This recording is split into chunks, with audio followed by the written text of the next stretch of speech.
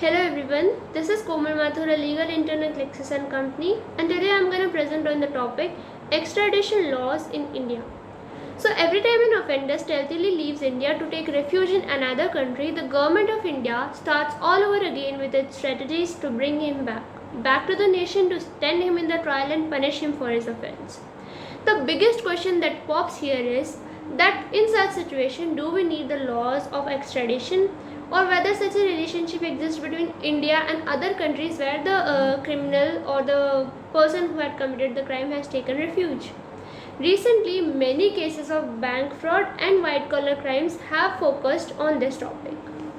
Now, what is exactly extradition? Britannica defines extradition as a process by which one state, upon the request of another, effects the return of a person for trial for a criminal punishable for a crime punishable by the laws of the requesting site and committed outside the state of refuge. Therefore, as a part of extradition process, two nations mutually agree for the return or surrender of an offender. In such cases, one of the nation has the offender in its custody or another its refuge, while the other nation requests for the transfer of his custody to itself so as to try him for an offence punishable under its law. It is carried out for crimes punishable by the laws of requesting country and committed outside the jurisdiction of the country where such person has taken refuge. Such acts, treaties and arrangements are mostly bilateral in nature and are signed by taking into account the divergent laws of the two nations. They specify extraditable crimes and lay down the detailed procedures and safeguards whilst defining the relationship between the act and the treaty. Now, what is the difference between extradition treaty or an extradition arrangement? Extradition treaty is binding and both the countries are obliged to act according to the provision of the treaty. An extradition arrangement means that the offender's detention would be determined by the local extradition laws of the country in which he has taken refuge, and he can be extradited as per international regulations and agreement reached between the concerned states. Now, extraditable person may include persons charged with the crime but not yet tried, person who have been tried and convicted but have accepted custody, person convicted in the absentia. Now, we have an act regarding this law, which is the Extradition Act of 1962.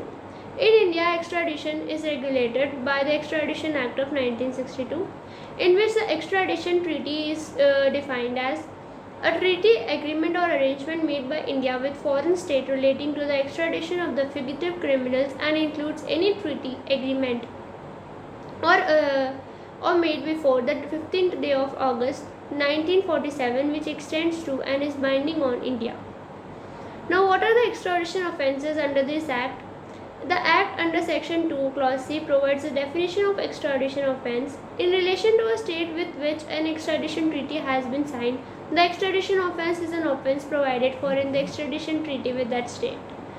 In the relation to a state with which the extradition treaty has not been signed, extradition offence is an offence punishable with the imprisonment for a term which is not less than 1 year under the laws of India or of a foreign state.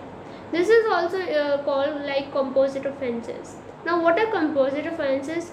Under Section 2A, it is defined as that it is an offence from an act or conduct which has occurred wholly or partially in India or in a foreign state, but when its act or intended effects are taken as a whole, they constitute an extradition offence in India or in that foreign state. Now, what are the limitations on extradition? India does not honour an extradition request in following cases. If the extradition request is made by a country which does not share a common international convention with India, or where the extradition request is made by a country which shares common international convention with India but the extradition request is related to an offence that is not set out in the international convention.